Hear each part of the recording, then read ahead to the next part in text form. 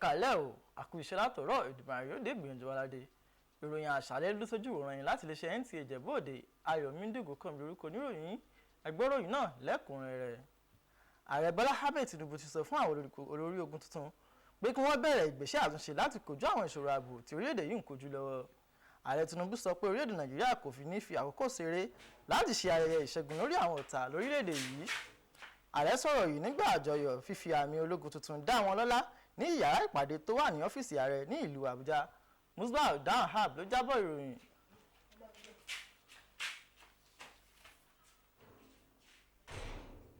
Ọjọ́ ayọ̀ àti ìdúpẹ́ ni ó tún jẹ́ ní Emmanuel Baptist Church Sábó Mọ́lọ́dẹ lọ́nà Ọ̀sọ̀sà Ìjẹ̀bú Òde bí ẹbí ọ̀rẹ́ àti àwọn afẹ́nifẹ́re ṣe kórajọpọ̀ láti ṣe ayẹyẹ ọjọ́ ìbí 50 ọdún àti ọdún 27 tí àlùfáà dókítà Adélé Táyọ̀ ti bẹ̀rẹ̀ iṣẹ́ ìránṣẹ́.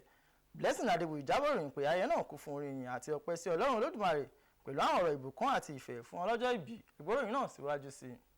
Ìjọ ti Emmanuel onítẹ̀bọmi kún fún ayọ̀ ohun ìdùnnú nígbà tí àwọn ènìyàn Ọlọ́run láti oríṣiríṣi ìjọ, ẹbí, ọ̀rẹ́ àti àwọn olólùfẹ́ ọlọ́jọ́ ìbí náà wá láti bu ọlá fún àlùfáà ìjọ náà tí gbogbo wọn ṣàpèjúwe rẹ̀ gẹ́gẹ́ bí ẹni tí ó ní ìwà rere, aláàánú tí ó sì tún ní ìbẹ̀rù Ọlọ́run. Oníwàásù pàtàkì ọjọ́ náà tí ó tún jẹ́ alága ìjọ onítẹ̀bọmi àjọ ti ìpínlẹ̀ Ògùn ẹni ọ̀wọ̀ ọ̀mọ̀wé Bíọ́lá Àjàyí nínú ìwàásù rẹ̀ tó pe àkọlé rẹ̀ ní ayẹyẹ ìṣedéédé Ọlọ́run. Ó ṣe ìrántí àwọn olùjọ́sìn nípa pàtàkì ìdúpẹ́ nínú ìrìn àjò ayé àti iṣẹ́ ìhìnrere àti wípé ó ṣe pàtàkì kí a máa ka ọjọ́ wa kí a lè ní ọkàn ọlọ́gbọ́n. Àwọn ọ̀rẹ́, ẹlẹ́gbẹ́ àti àwọn olólùfẹ́ kí ọlọ́jọ́ ìbí náà tí wọ́n sì gbàdúrà pé kí oore ọ̀fẹ́ Ọlọ́run túbọ̀ máa tẹ̀síwájú nínú ọgbà àjàrà iṣẹ́ ìhìnrere rẹ̀.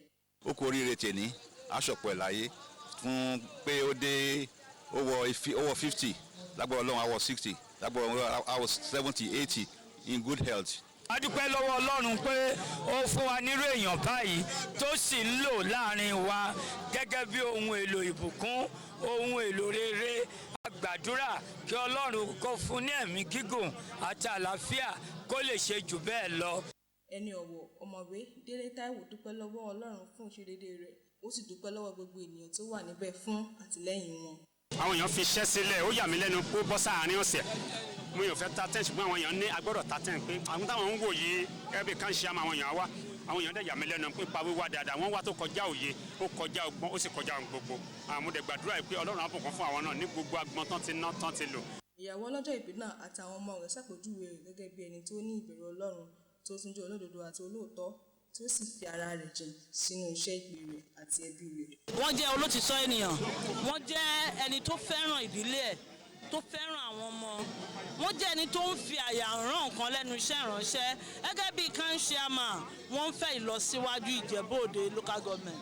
Mo gbàdúrà fún wọn wípé Ọlọ́run á ràn wọ́n lọ́wọ́. Mo dúpẹ́ lọ́wọ́ Ọlọ́run fún ìgbé ayé wọn, pé Ọlọ́run tiẹ̀ fi wá fún wọn, pé wọ́n tiẹ̀ wò wá dàgbà èmi àti àwọn àbúrò mi. So ọ̀pọ̀lọpọ̀ nǹkan ni mo dẹ̀ rí jogún tí mo rí ní àwòkọ́ṣe ní ara wọn. Wọ́n jẹ́ èèyàn gidi, wọn kì í ṣe nǹkan burúkú, wọ́n dẹ̀ máa ń kó èèyàn mọ́ra. Mo dẹ̀ ní pé Ọlọ́run á ró wọn lágbára ní orúkọ Jésù. Lẹ́yìn náà ni àwọn ẹbí, ọ̀rẹ́ àti gbogbo ìjọ yíká fún ìdúpẹ́ láti fi gbogbo ọpẹ́ fún Ọlọ́run.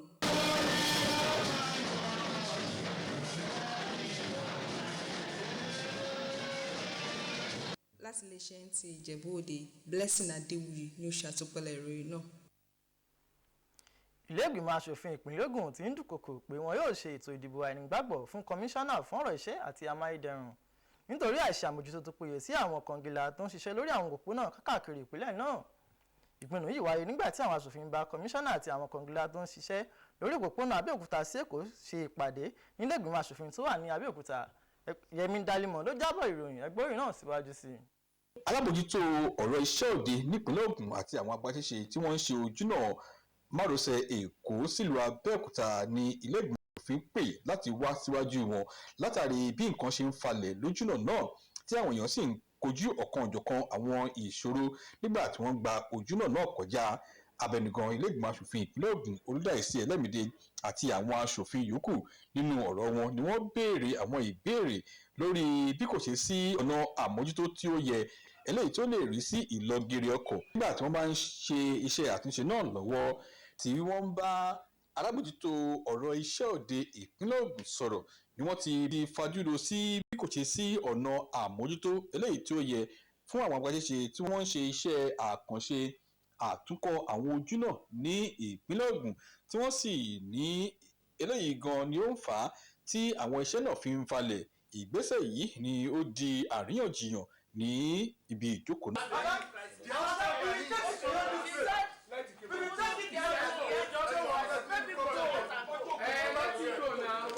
Ẹ̀wẹ̀ àwọn ilé ìgbìmọ̀ asòfin ìpínlẹ̀ Ògùn ni wọ́n tún wá pohùn pọ̀ láti gbé ìgbìmọ̀ kan dìde eléyìí ìgbìmọ̀ àwọn alẹ́nulọ́rọ̀ kan dìde eléyìí tí yóò rí sí àtúnṣe ráńpẹ́ sí bí ojúnà àdátọ́ sí Aṣérò Òṣìẹ̀lẹ̀ àti Ìbàdàn ṣe bàjẹ́ látàrí ìnira tí àwọn akẹ́kọ̀ọ́ ilé ẹ̀kọ́ Federal University of Agriculture FUNAB àti àwọn akẹ́kọ̀ọ́ ilé ẹ̀kọ́ Federal College of Education àti àwọn tí wọ́n ń lo ojúnà náà ń ké látàrí bí ọ̀nà ọ̀hún ṣe bàjẹ́ tí wọ́n sì ní àwọn yóò fi ẹ̀hónú hàn látàrí ipò tí ọ̀nà náà wà.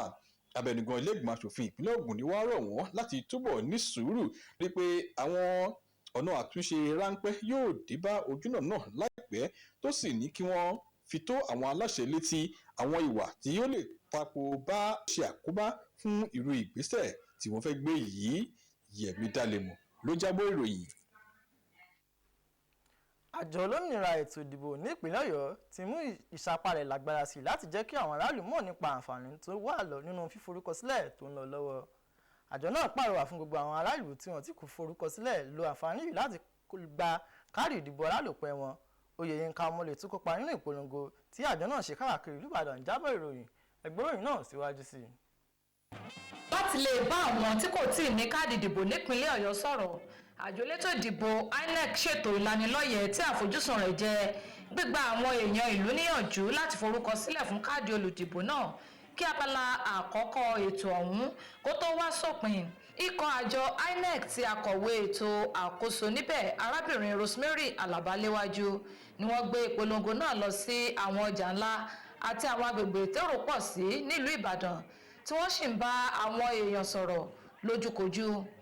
Lásìkò ìwọ́de ọ̀hún, àwọn èèyàn ìlú lo àǹfààní náà fi béèrè àwọn ohun tó rú wọn lójú nípa ìlànà ìforúkọsílẹ̀ fún káàdì olùdìbò náà àti bí wọ́n ṣe lè ṣe àtúnṣe sí káàdì tó bá lẹ́jọ́ nú tẹ́lẹ̀. ká tó sọ fún àwọn èèyàn tí kò tí ì jáde láti forúkọsílẹ̀ láti wá ṣe ìforúkọsílẹ̀ tó gbèsè ìmọ̀ wa ní Áfíríkà ní gbé nígbà tó bá ku ọ̀la wọ́n níjọ́ àjò làmọ́ rè kan náà kọ́ mọ́ jẹ́ pé nígbà tó bá ku ọ̀la tí ó parí láwọn aréyà tí ó wà èrò tí ó wà tún yẹ àyà tí wọ́n jáde sí ọ́fíìsì wa tí wọ́n wà ní àníbẹ̀ lóhùn wọ́n ti fẹ́ fọjọ́ kọ̀ọ̀kan bẹ́ẹ̀ sì ni àjọ elétò ìdìbò ti fi ìlànà sílẹ̀ tó àti gbé àwọn káàdì olùdìbò tó wà ní ọ́fíìsì wa náà local government office káwé wọn wá máa gba káàdì ìdìbò wọn. Àjọ INEC nípínlẹ̀ Ọ̀yọ́ ti wá ké sí ẹni yòówù tó bá ti pé ẹni ọdún 18 tàbí jù bẹ́ẹ̀ lọ tí wọn ò tí ì forúkọ sílẹ̀ rí tó fi mọ́ àwọn tó fẹ́ gbé káàdì ìdìbò wọn súnmọ́ agbègbè tàbí ìpínlẹ̀ tí wọ́n ń gbé lọ́wọ́lọ́wọ́ àbí tí káàdì ìdìbò wọn ti sọnù àbí ó bàjẹ́ àti àwọn tí àṣìṣe wà nínú àkọsílẹ̀ wọn pé kí wọ́n kàn sí ọ́fíìsì àjọ elétò ìdìbò INEC tó wà ní agbègbè ìjọba ìbílẹ̀ tó bá súnmọ́ wọn kí wọ́n lè forúkọ sílẹ̀ fún káàdì olùdìbò. Oyèyínká Ọmọlẹ̀ ló ròyìn fún iléeṣẹ́ NTA. Ìròyìn wa fún ti àlẹ́ òní kò ní jù báyìí lọ. Ayọ̀mídé kò kàn bí orúkọ oníròyìn títí di ọ̀la ó dàárọ̀ o.